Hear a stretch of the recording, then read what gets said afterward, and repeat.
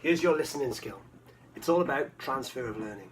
Now what I'm going to do, I'm going to explain what transfer of learning is. You're going to listen and then you're going to answer questions afterwards.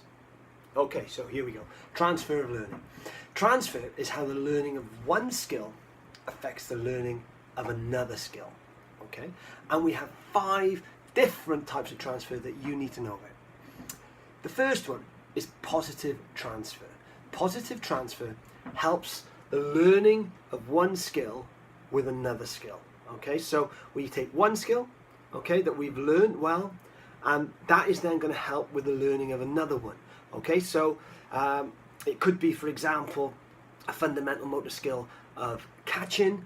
Catching is going to help me in cricket. It's also going to help me in netball. Okay, we have the skill of catching. There is positive transfer.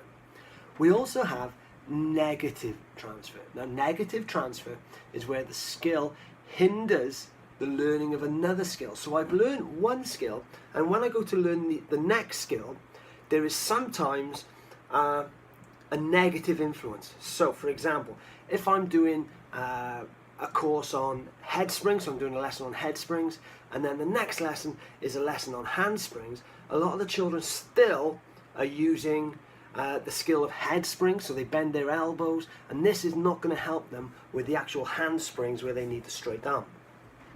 Proactive transfer is the third one, where a current practice affects a future skill.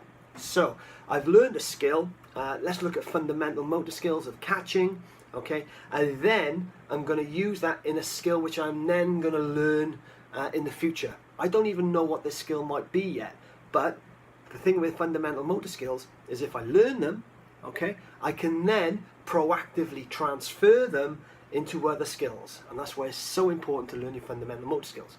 Retroactive transfer is where a current practice affects a previously learned skill. So I'm learning something new, perhaps. For example, a goalkeeper may go and play rugby, and they learn how to jump in the line out. Okay, he then takes the skill of jumping in the line out and then takes it back into his football and becomes a better goalkeeper at catching crosses, for example.